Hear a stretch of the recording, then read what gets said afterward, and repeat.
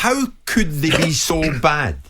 I mean, it was slapstick comedy errors. Well, yeah. I mean, look. I mean, you look at the goals. They weren't great, United, and they weren't prepared, seemingly, for the intensity of the environment they were going into, which had been compounded by giving Seville a way back into the game in the second half at Old Trafford, when really and truly probably the tie turns on that. United are cruising at 2-0. People make observations about Ten Hag changing the side and being a little bit arrogant, but I assumed he think the game was done and he could rest a few players and get into the next set of fixtures without overstretching people's legs. That is where the tie was lost, because the dynamics of going into the Seville game at 2-2, having come back, changed the whole landscape. Come on, you didn't expect United to go there last night and maybe win it? I did expect United to go there, but that's because most of us did. That's because I'm looking at Seville, 13th in La Liga, as a side that are not quite the side that they once were, that's dominated this particular tournament, won it 6 times, and I didn't anticipate that they would be as prepared to do what they needed to do to win in this game. But let's be clear, as poor as United were, they dominated possession at times.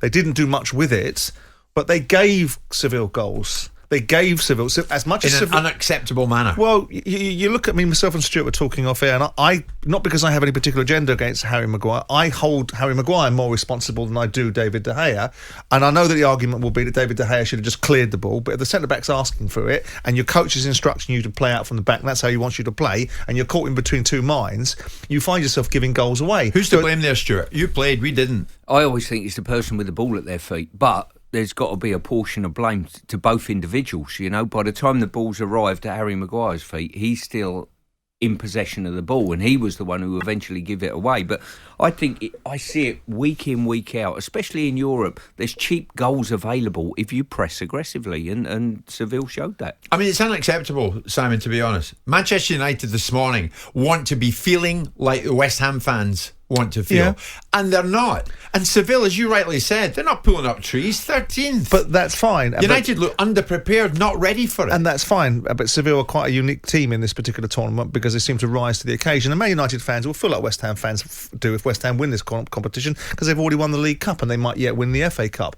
But it was an opportunity wasted. There was an opportunity for Manchester United to progress in this tournament. There is still fragilities, there are still frailties, there are still situations where players aren't good enough for what the job is required to build Man United back up again.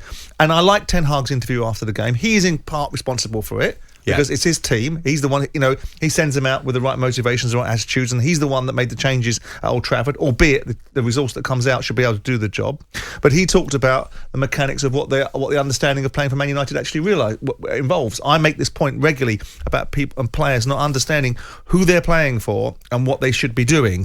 In terms of the Chelsea players, seem to have gotten to a comfort zone that they're comfortable in losing games and then going out and talking about other people's failings, as Thiago did yesterday.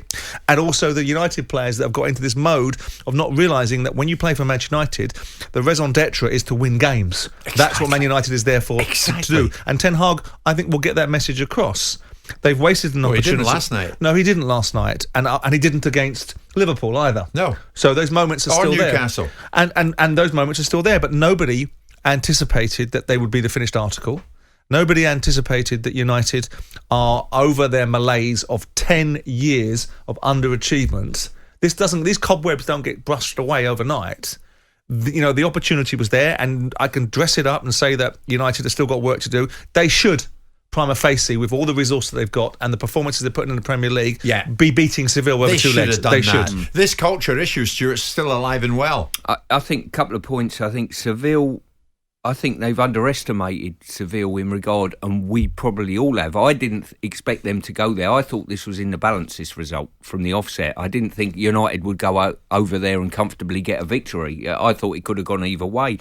And United this season, it's feast or famine with them. You come out of a Carabao Cup victory and you think everything's rosy. They could get their hands on 3 trophies comfortably here. All of a sudden, it's rock bottom again, and then they've got to start again this weekend. And this weekend is a big, big game for them, and it looks a real tough game now, especially with what we saw last night. So Brighton's going to... Brighton will fancy their chances. Who's favourite? I would say United are just, but Brighton are playing some fantastic football. Yeah. Well, I mean, it's live in talkSPORT. Obviously, in the fullness of time, we'll see how that goes. Sunday, 4:30, FA Cup semi-final. But so many questions coming out of it. I mean, this culture issue that has previously existed appears to be alive and well. Because last night, They didn't look like Manchester United in a European tie and came out of it with their heads very much down. How did Manchester United blow this quarter-final tie in such shoddy fashion? Jim White and Simon Jordan. Monday to Friday mornings from 10 on AM, on DAB, via the talkSPORT app and on your smart speaker. talkSPORT.